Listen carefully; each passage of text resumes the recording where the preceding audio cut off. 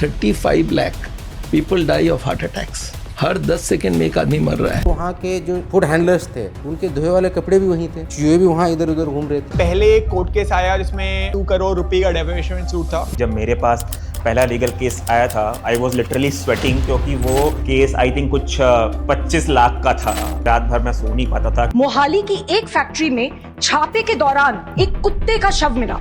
सोया नहीं है, दरअसल पूरा कोरा मैदा है, जिसे बहुत ही गंदे तरीके से किसी भी तरह का हाइजीन का ख्याल ना रखते हुए बनाया जाता है। सबसे ज्यादा डेंजरस प्रोडक्ट कौन सा है जो कभी भी किसी को कंज्यूम नहीं करना चाहिए? वो एक नहीं है, 2 हैं। पहला है पाम ऑयल और दूसरा है शुगर। इसमें शुगर डाला है, अच्छा नहीं है शुगर। ये नूडल्स वापस लेके जाओ। ये सब ना मैं खाती हूँ ना किसी को खाने देती हूँ। ये कहने वाली शिल्पा आज खुद इन्हीं चीजों का ऐड करने जा रही है। सेलेब्स का कोई भरोसा नहीं होता। डिसअपॉइंटिंग। पैसों के लिए ये लोग कुछ भी करेंगे। ये लोग होते ही ऐसे, सब बिकाऊ है। और यकीन मानिए ये कहानी आपकी सोच से काफी ज्यादा बड़ी है।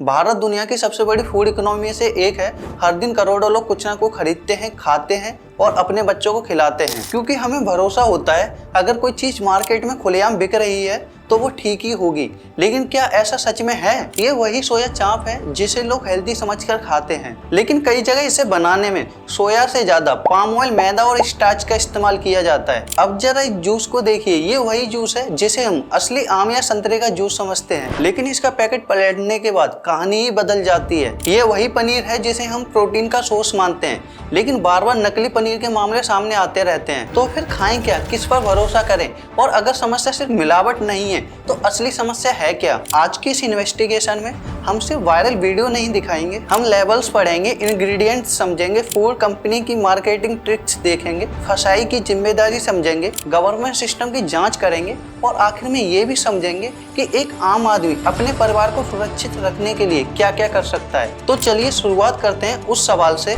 क्या भारत का खाना सच में सुरक्षित है या हम सिर्फ भरोसे के सहारे खा रहे हैं?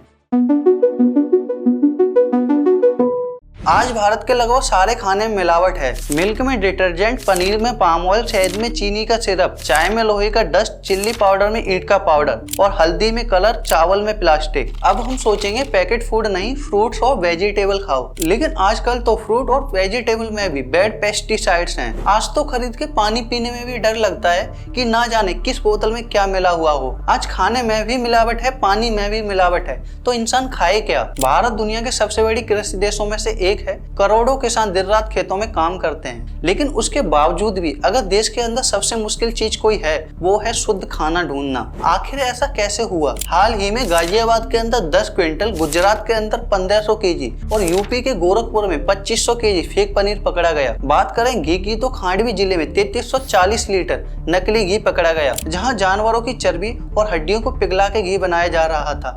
और ये कोई फसाई ने नहीं, बल्कि वहीं के लोकल लोगों की शिकायत के बाद वहीं के प्रशासन ने पकड़ा। यूपी में 500 लीटर फेक मिल्क पकड़ा गया, वो मिल्क जो केमिकल डाल के बनाया जाता है।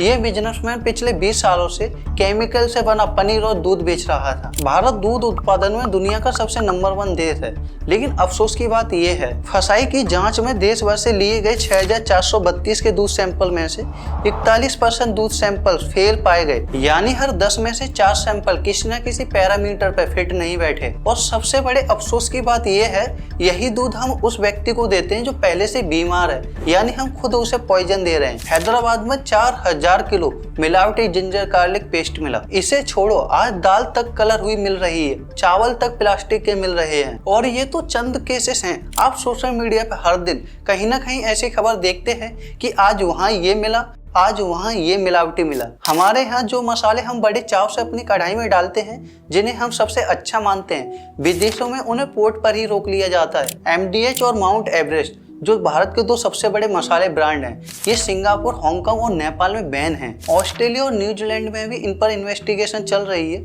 जबकि यही सेम मसाले भारत में सबसे बेस्ट सेलिंग कैटेगरी में आते हैं। एक्ट 2006 जिसके आप क्लोजिस पढ़ोगे तो आपको ऐसा लगेगा कि अगर आपने खाने में मिलावट कर दी तो मौत को दावत देना है, लेकिन सच में ऐसा है? यहाँ मिलावट पकड़ना तो छोड़ो, फसाई एनालॉग पनीर को लीगल कर बैठा है। उनके मुताबिक आप एनालॉग पनीर को बेच सकते हो। जब लोगों ने इसके ऊपर सवाल उठाया तो अभी रिसेंटली एनालॉग पनीर को फसाई ने बंद किया है कि आप एनालॉग पनीर को पनीर बोलकर बेच नहीं सकते। अब हम में से ज्यादातर लोग सोचेंगे कि अगर खुला खाना अनसेफ है तो पैकेट वाला खाना जरूर सेफ होगा, लेकिन क्या रियलिटी में ऐसा है? पैकेट फूड जिस पर हम सबसे ज्यादा भरोसा करते हैं, अगर मैं कहूं कि कई ऐसे प्रोडक्ट जिन्हें हम अपने बच्चों को हेल्थी समझकर देते हैं उसमें आधे डब्बे तक चीनी हो सकती है, तो ये एक ड्रिंक जिसे सबसे ज्यादा इंडियन पेरेंट्स अपने बच्चों को बचपन में हेल्थी समझकर देते हैं कि इससे प्रोटीन मिलेगा, न्यूट्रिशन मिलेगा और हाइट बढ़ेगी।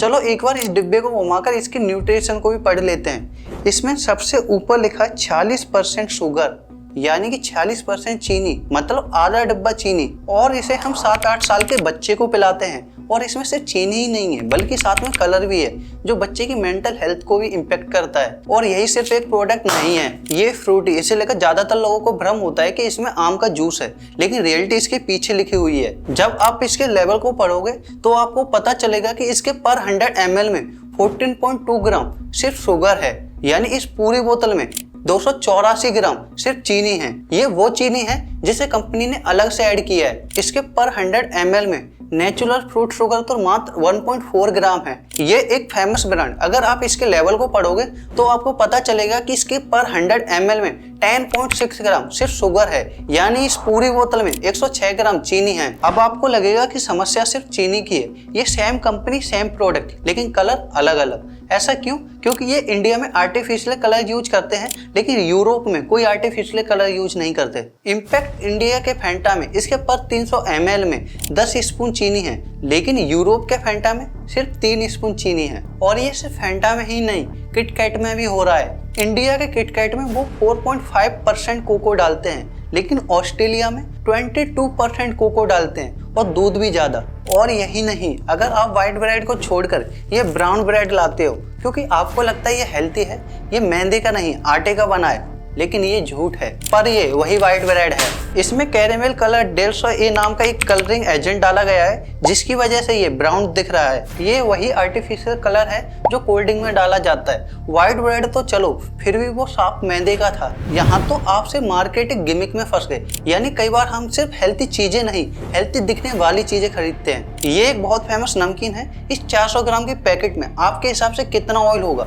बस आप पैकेट को पलटिए और देखिए। फसाई के नियमों के अनुसार सभी कंपनियों को अपने प्रोडक्ट में यूज किए गए सभी इंग्रेडिएंट्स को पीछे साफ साफ लिखना होगा। इसलिए इंडिया में बिक रहे पैकेजिंग वाले हर प्रोडक्ट के पीछे आपको इंग्रेडिएंट लिस्ट मिलेगी। अगर हम सिर्फ इस प्रोडक्ट में ऑयल की बात करें तो इसमें अप्रोक्स 35 से 40% ऑयल है। ये अगला है राजस्थानी नमकीन, इसमें 46% मौत का आटा है। अब इसके नीचे आता है ऑयल, लेकिन इसकी मात्रा लिखी नहीं गई। यहाँ पे पब्लिक को सिर्फ गुमराह किया जा रहा है। कैसे, वो आपको आगे समझ आ जाएगा। सरकार का नियम है कि सभी इंग्रेडिएंट को उनकी मात्रा के अनुसार लिखा जाए। जो इंग्रेडिएंट सबसे ज्यादा होगा वो सबसे ऊपर होगा और जो इंग्रेडिएंट सबसे कम होगा वो सबसे नीचे होगा। इसका मतलब है कि सभी इंग्रेडिएंट की लिस्ट हमेशा डिसेंडिंग ऑर्डर में लिखी जाती है। अब आप सोचोगे कि हमें कैसे पता चलेगा कि इसमें कितना ऑयल इस्तेमाल हुआ है। उसके लिए हमें बाकी बचे सारे इंग्रेडिएंट को जोड़ना होगा, जो कि इस पैकेट के सारे जोड़कर होते हैं 60%, यानी 40% जो बचा वो क्या है? ऑयल। और ये आपको कभी नमकीन के पैकेट को देखकर अंदाजा तक नहीं होगा।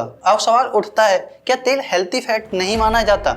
इससे दिक्कत क्या है? चलिए अब इसे समझते हैं। कंपनियां अपने प्रोडक्ट में जो ऑयल का यूज करती हैं उसे रिफाइंड कहते हैं। जब आप सुनोगे कि ये तेल बनाया कैसे जाता है तो आपको यकीन तक नहीं होगा। तेल मुख्य रूप से बीजों या मेवाओं से बनाया जाता है। इन बीजों या मेवाओं से तेल निकालने के लिए कंपनियां हेक्सेन नाम का एक रसायन इस्तेमाल करती हैं जो पेट्रोलियम उद्योग से आता है। इसके बाद इस तेल को बहुत अधिक तापमान पर गर्म किया जाता है जिससे इसके सभी पोषक तत्व नष्ट हो जाते हैं। इसमें मौजूद हेल्थी फैट और ट्रांस फैट में बदल जाता है। तेल को हल्का और साफ दिखाने के लिए इसमें केमिकल ब्लीचिंग एजेंट मिलाए जाते हैं। इतनी सारी प्रक्रिया के बाद इस तेल से बहुत ज्यादा दुर्गंध आने लगती है। फिर इस बदबू को छिपाने के लिए इसमें डिओडोराइजर मिलाए जाते हैं। इंडिया में इस तरह ज्यादातर रिफाइंड ऑयल बनाए जाते हैं और बाजार में मिलने वाले ज्यादातर स्नैक, बिस्किट, चिप्स, नमकीन इसी ऑयल में बनाए जाते हैं। अब आपका सवाल होगा कि ये इतना ज्यादा नुकसानदायक है तो फिर कंपनियां इसका इस्तेमाल क्यों करती हैं? वे इस रिफाइंड की जगह अच्छा तेल यूज क्यों नहीं करती? इसका जवाब सिंपल है, क्योंकि रिफाइंड मार्केट में सबसे सस्ता है। अब आप समझो इसका हमारी बॉडी पे इम्पैक्ट क्या पड़ेगा।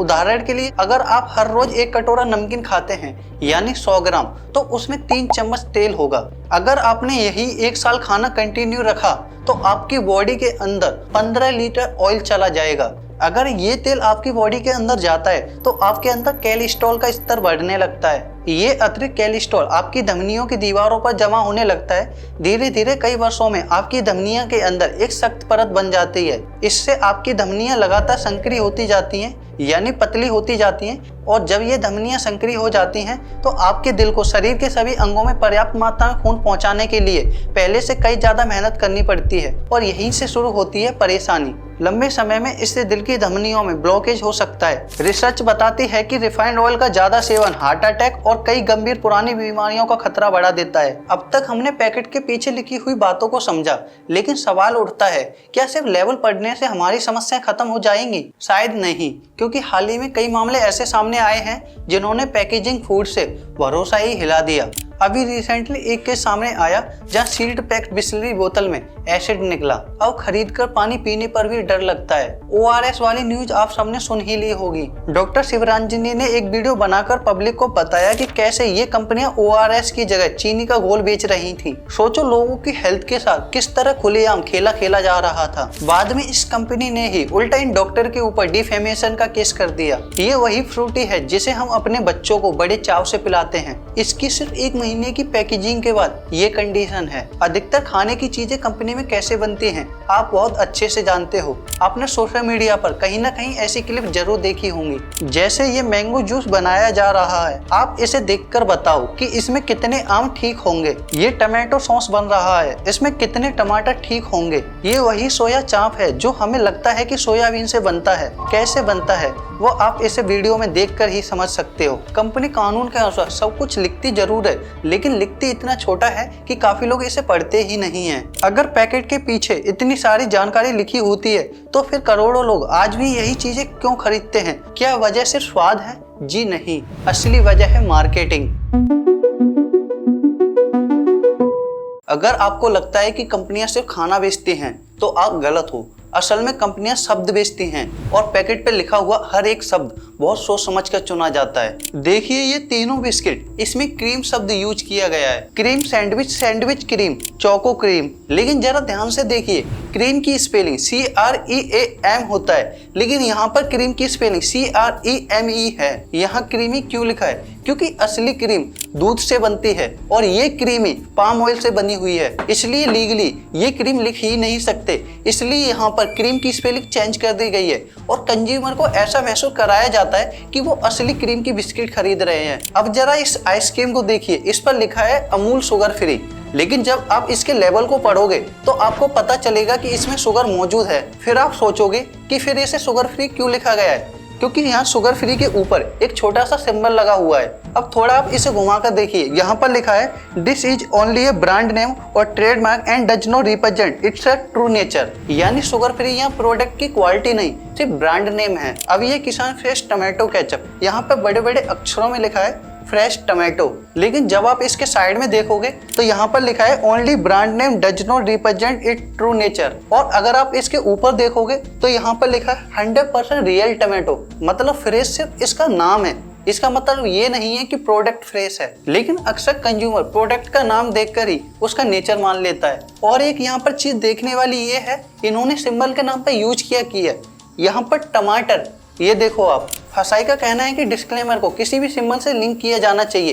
किस सिंबल से लिंक किया जाएगा ये तय नहीं किया गया। इसका फायदा उठाकर कोई टमाटर लगाता है, कोई हैशटैग लगाता है, तो कोई बीटा सिंबल लगाता है। एक इनोसेंट कस्टमर इसे सिर्फ डिजाइन समझकर छोड़ देता है और यहीं से मार्केटिंग साइकोलॉजी शुरू होती है। जब सिर्फ नाम से प्रोडक्ट नहीं बिकता तब न्यूट्रिशन से प्रोडक्ट बेचा जाता है। ये चोकोस और ये आटा मैगी, इन दोनों कंपनियों का मार्केटिंग गिमिक क्या है? ये दोनों कंपनियां अपने आप को रोटी से कंपेयर करते हैं। ये चोकोस लिखता है प्रोटीन एंड फाइबर ऑफ 1 रोटी, लेकिन एक रोटी में कितना प्रोटीन होता है ये कोई नहीं बताता। आज कई स्कूलों में बच्चों के लंच में रोटी की जगह नूडल्स दिखाई देते हैं क्योंकि मैगी 2 मिनट में बन जाती है। रोटी सब्जी क्यों नहीं आप डाल रहे हो लंच में? रोटी सब्जी में टाइम लगता है, मैगी बना दे 2 मिनट फटाफट। लेकिन जो कन्वीनियंस आज मिल रही है उसकी लॉन्ग टर्म में हेल्थ पर क्या इम्पैक्ट पड़ेगा ये कोई कंपनी मार्केटिंग में नहीं बताती। अब मार्केटिंग सिर्फ फूड तक नहीं रही, अब हेल्थ भी बेची जा रही है। अब आप ये फोटो देखिए, इसे देखकर ज्यादातर लोग बोलेंगे कि इसका मार्केटिंग गिमिक संतरे हैं क्योंकि यहाँ पर संतरे दिख रहे हैं, लेकिन इसका असली मार्केटिंग गिमिक है ORS। इस कंपनी ने ORS नेम को ही ट्रेडमार्क करा लिया, लेकिन अगर पीछे पढ़ेंगे तो लिखा मिलेगा नॉट एन ORS, और यही मार्केटिंग गिमिक दूसरी कंपनी भी कर रही थी ORSL, और नीचे लिखा है नॉट एन ORS। और सिर्फ इतना ही नहीं, पीछे लिखा है do not use during diarrhoea, लेकिन सबसे ज्यादा लोग इसे डायरिया में ही इस्तेमाल करते हैं। बहुत सारे डॉक्टर और हेल्थ एक्सपर्ट ने जब सवाल उठाए तब जाकर आखिरकार ये फेक ORS बैन कर दिए गए हैं। याद रखिए, रियल ORS पर WHO फॉर्मूला लिखा होता है, आप वही इस्तेमाल करें। इसके बावजूद ही अगर प्रोडक्ट खुद नहीं बिकता, उसके बाद सेलिब्रिटी के फेस का इस्तेमाल करके प्रोडक्ट बेचा जाता है। इस फोटो में आपको कॉमन मार्केटिंग गिमिक क्या दिखता है? ज्यादातर लोग बोलेंगे सेलिब्रिटी, लेकिन बच्चों के लिए ये सिर्फ सेलिब्रिटी नहीं है, बच्चे इन्हें हीरोज बोलते हैं। उनके लिए ये रोल मॉडल होते हैं, जो ये करते हैं बच्चे उसी को कॉपी करते हैं। अगर ये पान मसाला बेचेंगे तो बच्चे इसे नॉर्मल समझेंगे, अगर ये सॉफ्ट ड्रिंक को प्रमोट करेंगे तो बच्चे इसे पिएंगे। लेकिन एक बात हमेशा याद रखिए, किस प्रोडक्ट को कौन प्रमोट कर रहा है उससे ज्यादा जरूरी ये है कि उस प्रोडक्ट के अंदर है क्या। कल एक काम करो, पॉइजन फ्री बोलकर जहर बेचने लगो, क्योंकि इसका मतलब ये थोड़ी है कि उसके अंदर पॉइजन नहीं है। विदेशों के कुत्ते जिन चीजों को नहीं खाते वैसी चीजें भारत में सेफ बोलकर बेच दी जाती हैं। किसी भी प्रोडक्ट को बेचने के लिए सबसे पहले हमारी आंखों को कन्विंस किया जाता है, लेकिन उसकी कीमत आखिर में हमारे शरीर को चुकानी पड़ती है। अब सवाल सिर्फ ये नहीं रहा कि प्रोडक्ट खराब था या फिर उसमें मिलावट थी, अब सवाल ये है कि इसका हमारी हेल्थ पर इम्पैक्ट क्या पड़ेगा।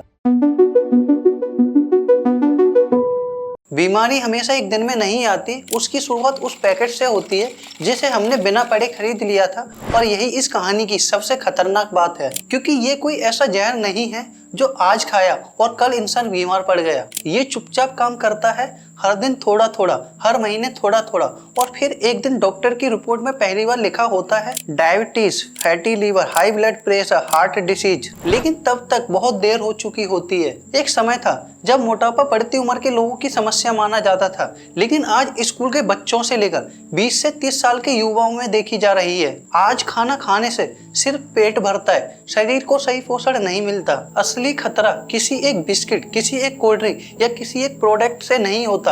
खतरा तब बन जाता है जब ये सारी चीजें हमारी रोजमर्रा की जिंदगी बन जाती हैं। और यहीं से ये सिर्फ एक व्यक्ति की कहानी नहीं रहती।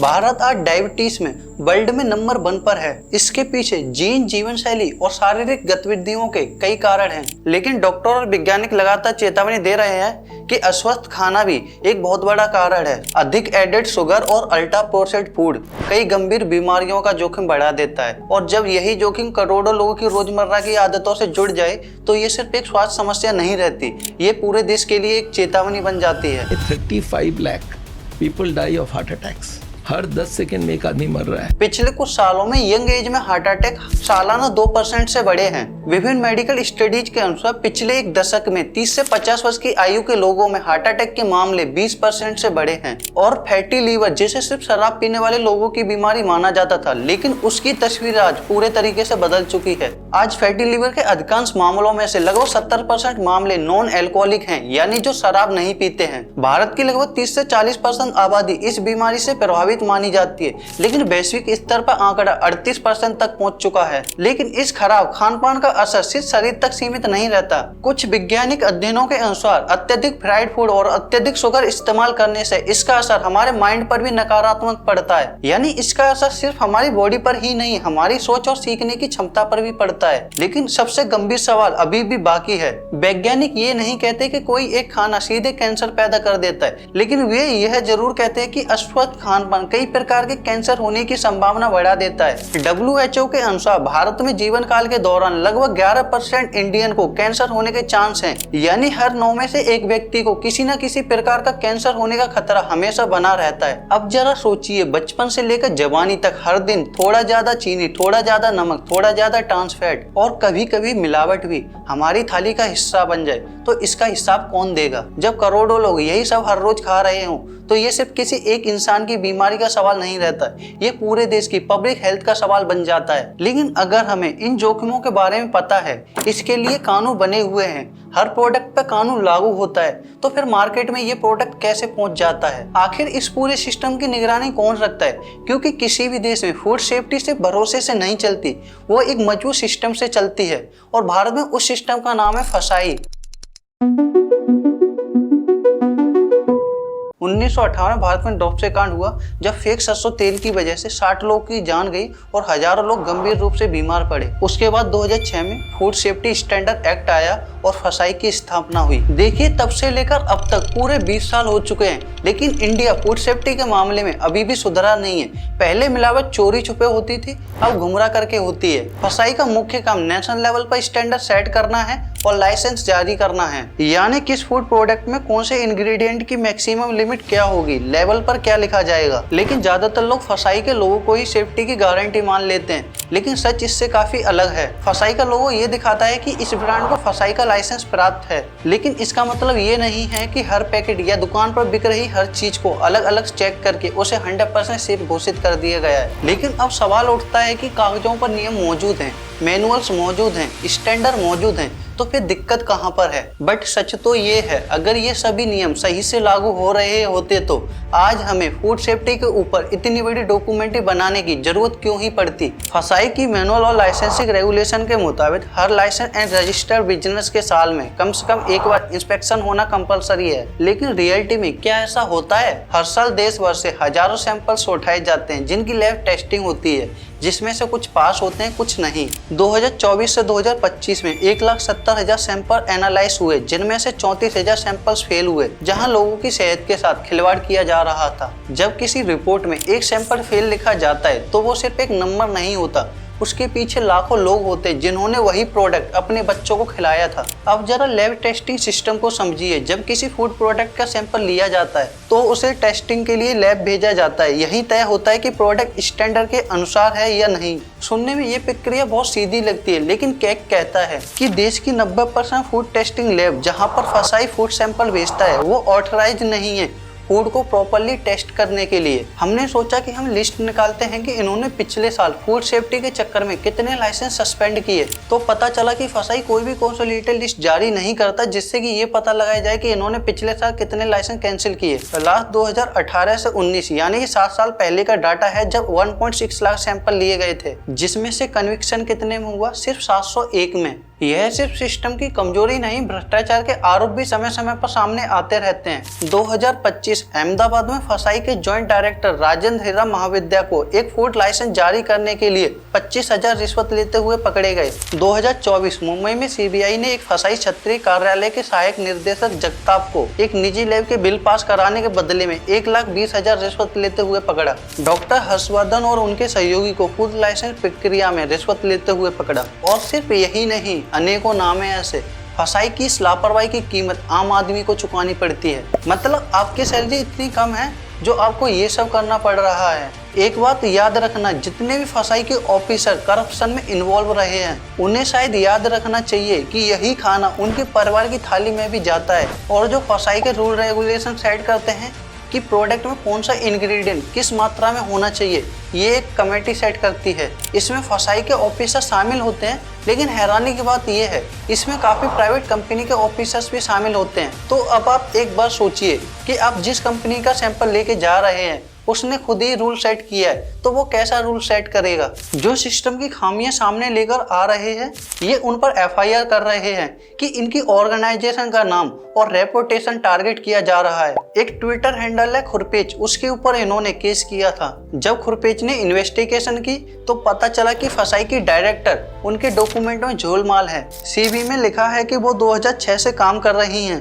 पर सर्विस सर्टिफिकेट कहता है कि उन्होंने अगर 2006 में तो ज्वाइन ही किया था। फसाई का डायरेक्टर ये इतनी हाई लेवल की पोस्ट है कि इसके लिए 5 साल का सुपरवाइजरी एक्सपीरियंस कंपलसरी होता है, जो उनके पास नहीं था। और रूल्स के मुताबिक पिछले 2 सालों का CV 18 लाख होना चाहिए, जो कि इनका सिर्फ 1 साल का मैच किया था। जब ये इन्वेस्टिगेशन सामने आई तो डायरेक्टर स्वीकृति बेहरा ने खुरपेच के खिलाफ ही डिफेमेशन केस कर दिया और सरकार की पुरानी परंपरा को फॉलो करते हुए कहा कि फॉरेन फंडिंग से इनके खिलाफ कोऑर्डिनेटेड कॉन्स्पिरेसी हो रही है। अगर कुछ जब मिलावटी मिलता भी है तो उस पर फाइन कितना लगता है, आप ये देख लो स्क्रीन पर। 1.5 अरब की आबादी वाले देश में पिछले 1 साल में 2024 से 25 में सिर्फ 38 करोड़ रुपए का फाइन लगा है। 90% स्टेट लैब के पास NABL एग्रीडेशन ही नहीं है, वो सर्टिफाइड ही नहीं है कि वो लैब टेस्ट कर पाए। अगर सैंपल हो भी गया और उसकी रिपोर्ट भी निकल गई तो वो कोर्ट में नहीं मानी जाएगी। एक बार तमिलनाडु में लैब कैपेसिटी ना होने की वजह से 20% सैंपल एक्सपायर कर गए,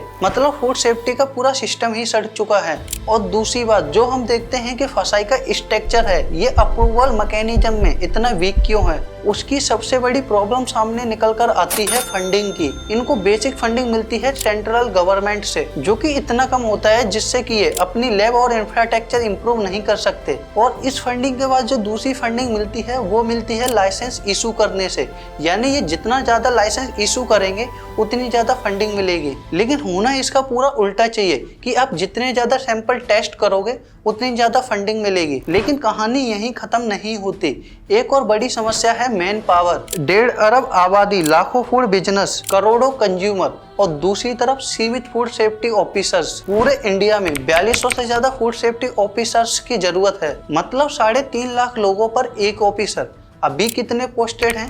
सिर्फ 3000। 2023 से तमिलनाडु में 33% फूड सेफ्टी ऑफिसर्स की पोजीशन खाली थी, यानी एक ऑफिसर के जिम्मे इतनी बड़ी आबादी और इतने फूड शॉप्स आ जाते हैं कि हर जगह नियमित इंस्पेक्शन करना व्यावहारिक रूप से बेहद मुश्किल हो जाता है। इसका मतलब ये नहीं है कि कोई भी काम नहीं हो रहा, बल्कि इसका मतलब ये है कि सिस्टम के ऊपर काम का बोझ उसकी क्षमता से कई गुना ज्यादा है। और जब कैपेसिटी कम हो जाती है तो उसका सबसे पहले असर मॉनिटरिंग पर पड़ता है, फिर सैंपलिंग कम होती है, इंस्पेक्शन कम होते हैं और कई जगह फिर नियम कागजों तक सीमित रह जाते हैं। यही वजह है कि फूड सेफ्टी एक्सपर्ट अक्सर कहते हैं कि कानून बनाना सबसे आसान है, लेकिन उसे रोज जमीन पर लागू करना सबसे बड़ी चुनौती है। अगर इंस्पेक्टर कम है, लैब्स कमजोर हैं, केस सालों तक चलते हैं, तो फिर सबसे अच्छा कानून भी अपने आप लोगों की सुरक्षा नहीं कर सकता। और भारत के फूड सेफ्टी सिस्टम में यही सबसे बड़ी चुनौती है। समस्या सिर्फ रूल्स की नहीं है बल्कि इम्प्लीमेंटेशन की है। और जब किसी सिस्टम का इम्प्लीमेंटेशन कमजोर पड़ जाता है तो उसका असर हमारी प्लेट तक पहुंचता है। हम पिछले कुछ मिनट से फसाई पर बात कर रहे हैं, लेकिन सच तो ये है फसाई खुद अपने लिए कानून नहीं बनाता, अपने लिए बजट तय नहीं करता, अपने लिए ऑफिसर्स भर्ती नहीं करता, तो फिर ये कौन करता है? सरकार। और यहीं से सबसे बड़ा सवाल शुरू होता है। इस वीडियो की शुरुआत हमने एक सवाल से की थी, क्या भारत का खाना सच में सुरक्षित है? लेकिन इस 20 मिनट की इन्वेस्टिगेशन के बाद शायद अब सवाल बदल चुका है। अब सवाल ये है कि अगर खाना सुरक्षित नहीं है तो इसका जिम्मेदार कौन है? क्या सिर्फ वो दुकानदार जिसने मिलावट की? क्या सिर्फ वो कंपनी जिसने लेवल पर आधा सच लिखा? या वो सिस्टम जिसका काम ही था इन सबको रोकना? हम टैक्स क्यों देते हैं? ताकि रोड मिले, अच्छे हॉस्पिटल मिले, शुद्ध हवा, पानी और खाना मिले। यही तो सरकार की बुनियादी जिम्मेदारी में से एक है। आज हमारे दूध, पानी, आटे और मसाले तक में भी मिलावट हो रही है, लेकिन उसे पकड़े जाने पर सजा क्या है? कुछ हजार या लाखों रुपए। यानी कोई इंसान करोड़ों लोगों के हेल्थ के साथ खिलवाड़ करके कई करोड़ों रुपए कमा ले, लेकिन पकड़े जाने पर कुछ लाखों रुपए जुर्माना। तो अब हम इसे सजा बोलेंगे या फिर बिजनेस मॉडल? और शायद यही वजह है कि इन अपराधियों के अंदर से डर खत्म हो चुका है, क्योंकि सवाल किसी एक प्रोडक्ट का नहीं है, सवाल करोड़ों लोगों की हेल्थ का है। अगर सजा अपराध से छोटी होगी तो अपराध कभी नहीं रुकेंगे। और एक कानून जिसने मुझे सोचने पर सबसे ज्यादा मजबूर किया कि अगर कोई फूड सैंपल फेल होता है तो उसके लिए एक कानून है, सेक्शन 39। इसके तहत कंपनी दूसरे टेस्ट की मांग कर सकती है और दूसरे टेस्ट में क्लीन चिट पेमेंट मिलती है तो जिस फसाई अधिकारी ने छापा मारकर यह सैंपल कलेक्ट किया उस पर 1 लाख रुपए तक का जुर्माना भी हो सकता है। इसीलिए कोई भी फूड सेफ्टी ऑफिसर्स नहीं चाहता कि वो बड़ी बड़ी कंपनियों के मालिकों से बैर ले। अगर कानून का उद्देश्य मिलावट रोकना है तो सरकार को इस पर ध्यान देना चाहिए ताकि ईमानदारी से काम कर रहे अधिकारी को पर्याप्त सुरक्षा मिल सके और वे बिना किसी डर के बड़े मामले में भी निष्पक्ष कार्रवाई कर सकें। आज जरूरत सिर्फ कानून बनाने की नहीं बल्कि उसे जमीन पर लागू करने की है। उसके लिए रैंडम फूड टेस्टिंग बढ़ानी होगी। बिना किसी पूर्व सूचना के दुकानों, फैक्ट्रियों, रेस्टोरेंट और गोदामों से भी सैंपल लिए जाएं और उन सभी टेस्ट की रिपोर्ट एक सार्वजनिक पोर्टल पर डाली जाए ताकि हर नागरिक देख सके कि उसके शहर में कौन सा प्रोडक्ट फेल हुआ है। अगर कंपनियों को हर दिन ये डर रहेगा कि अगला सैंपल उन्हीं का हो सकता है तो कानून का पालन अपने आप बढ़ेगा। आज किसी दुकान, रेस्टोरेंट या फूड कंपनी का सैंपल फेल होता है तो उसकी जानकारी आम लोगों तक शायद ही कभी पहुंचती है। कुछ दिनों बाद मामला समाप्त हो जाता है और फिर से वही प्रोडक्ट बाजार में बिकने लगता है। क्या सिस्टम ऐसा नहीं होना चाहिए जहां सच किसी फाइल में नहीं बल्कि आम आदमी तक पहुंचे? जिस दिन हर कंपनी को ये पता होगा कि उसकी टेस्ट रिपोर्ट लाखों लोग देख सकते हैं तो उस दिन सिर्फ कानून का नहीं बल्कि जनता का भी डर पैदा होगा और कई बार यही डर सबसे बड़ी सजा बन जाता है। पारदर्शिता सिर्फ सरकार की जिम्मेदारी नहीं बढ़ाती बल्कि लाखों लोगों का भरोसा भी वापस लाती है और शायद यही बदलाव है जिसका भारत की फूड सेफ्टी व्यवस्था को सबसे ज्यादा जरूरत है। आज भारत यूपीआई जैसी दुनिया की सबसे बड़ी डिजिटल पेमेंट सिस्टम बना सकता है। क्यूआर कोड हर दुकान तक पहुंचा सकता है तो फिर हम ऐसा क्यूआर क्यों नहीं बना सकते जिसे स्कैन करने के बाद प्रोडक्ट लेवल को सभी लैंग्वेज में पढ़ा जा सके। आज भारत में बिक रहे लगभग सभी प्रोडक्ट का लेवल इंग्लिश में होता है जबकि देश में 15 से 20% लोगों को इंग्लिश ठीक से आती है। यहीं से दूसरा सवाल खड़ा होता है क्योंकि आखिरकार खाना कोई लग्जरी नहीं है, इस पर हर व्यक्ति का बुनियादी अधिकार है और जिस देश में 140 करोड़ लोग भरोसा करके खाना खरीदते हैं वहाँ जिम्मेदारी सिर्फ उपभोक्ता की नहीं है बल्कि उस पूरे सिस्टम की है जो उन्हें सुरक्षित खाना देने का वादा करता है। और यहीं से सवाल शुरू होते हैं। अगर फसाई स्टैंडर्ड बनाता है, स्टेट गवर्नमेंट उसे लागू करती है, फिर भी इतने सालों बाद खुलेआम मिलावट क्यों हो रही है? और अगर कार्रवाई हो रही है तो उसका असर ग्राउंड लेवल पर क्यों नहीं दिखता? अगर ग्राहक की सुरक्षा सरकार की जिम्मेदारी है तो हर बार सलाह ग्राहक को क्यों दी जाती है? हर पैकेट पढ़ो, हर चीज चेक करो, आखिर कब तक? हमें अन्य देशों से सीखना चाहिए। जापान में पैकेट पे जो स्नैक्स का साइज होता है अंदर भी वही साइज होता है। अगर पैकेट में 5 टॉपिंग दिखाई गई हैं तो प्रोडक्ट में भी 5 टॉपिंग ही होंगी। यूरोप और सिंगापुर के पैकेट फूड में ओपनली ABCD रेटिंग होता है लेकिन इंडिया में कई लीडिंग ब्रांड के साथ ऐसा नहीं है। पैकेट के बाहर दिखाया कुछ और जाता है लेकिन अंदर कुछ और होता है। एक आम आदमी सुबह दूध खरीदता है, वो उसे लैब नहीं ले जा सकता। दोपहर में तेल खरीदता है, वो उसे टेस्ट नहीं करा सकता। इसलिए उसने भरोसा किया उस दुकान पर, उस कंपनी पर और सबसे ज्यादा इस सिस्टम पर। और वही भरोसा टूट जाए तो सबसे बड़ा नुकसान सिर्फ पैसे का नहीं होता, देश का होता है। लेकिन अब हम क्या कर सकते हैं वो समझते हैं। अगर आपको लग रहा था कि इस वीडियो का मकसद फसाई या गवर्नमेंट को दोष देना था तो ऐसा बिल्कुल भी नहीं है क्योंकि बदलाव 2 जगह से आता है, एक सरकार से और दूसरा हमसे। और अगर हम आज से छोटी छोटी आदतें बदल लें तो एक बड़ा बदलाव शुरू हो सकता है। आज हम एक्सपायरी डेट तो देख लेते हैं लेकिन न्यूट्रिशन नहीं पढ़ते, जबकि कई बार उसी छोटे से लेवल में लिखा होता है कि प्रोडक्ट में कितना शुगर है, कितना नमक है और कितना आर्टिफिशियल कलर है। इसलिए जब भी अगली बार कोई भी पैकेट खरीदें तो सिर्फ कीमत नहीं देखिए, उसके अंदर क्या है ये भी देखिए क्योंकि कई बार असली जानकारी पीछे लिखी होती है। और अगर सच में बदलाव चाहिए तो इसकी शुरुआत स्कूलों से करनी पड़ेगी। जैसे बच्चों को ट्रैफिक रूल सिखाए जाते हैं वैसे उन्हें लेवल पढ़ना भी सिखाया जाना चाहिए। हफ्ते में सिर्फ एक एक्टिविटी भी लाखों बच्चों की खाने की आदतें बदल सकती है। अगर खाने में सच में शक हो तो सोशल मीडिया पे वीडियो बनाने की जगह फूड सेफ्टी एक्ट 2006 आपको सैंपल टेस्ट कराने का अधिकार देता है। आप खुद भी सैंपल कलेक्ट करके टेस्ट करा सकते हैं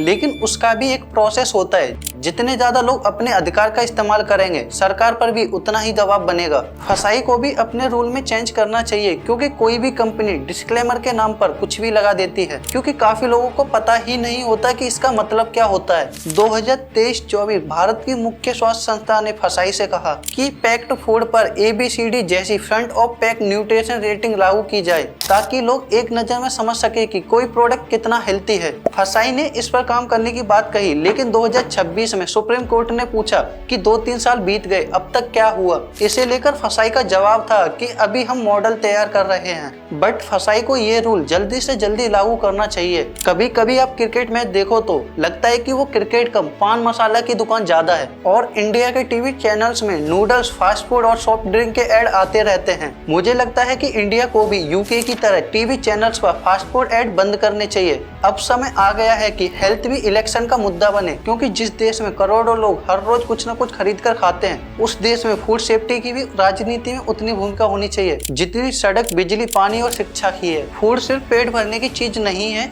यही हमारे बच्चों का भविष्य है और हमारे परिवार की सेहत है। अगर खाना ही सुरक्षित नहीं होगा तो अस्पताल कितने भी बन जाएं, बीमारी कभी खत्म नहीं होगी। अगर आपको हमारा काम ये पसंद आया हो तो इस स्कैनर के जरिए या हमारे चैनल की मेंबरशिप लेकर सपोर्ट कर सकते हैं। बाकी सारी डिटेल्स डिस्क्रिप्शन और कमेंट में पिन कर रखी हैं। देखिए, इस वीडियो में मैंने अलग अलग कंपनी, फसाई और गवर्नमेंट पर सवाल उठाए हैं। वो मेरे साथ क्या करेंगे मुझे कोई आइडिया नहीं है। अगर वो मुझे लीगली फाइट करेंगे तो मैं भी बदले में लीगली फाइट करूंगा। अभी चैनल नया है, यही कारण है आपसे सपोर्ट मांगने का। अगर आपको लगता है कि ये जानकारी हर भारतीय तक पहुंचनी चाहिए तो इस वीडियो को ज़्यादा से ज़्यादा शेयर करिए, क्योंकि ये सिर्फ एक यूट्यूब वीडियो नहीं है, ये पब्लिक अवेयरनेस कैंपेन है। मिलते हैं अगली डॉक्यूमेंट्री में, तब तक अपने और अपने परिवार का ख्याल रखिए। जय हिंद, जय Bharat. Everybody must remember that you are responsible for yourself. So eat healthy, eat right, be fit, and seize the moment of human life by living healthy life and making best of it.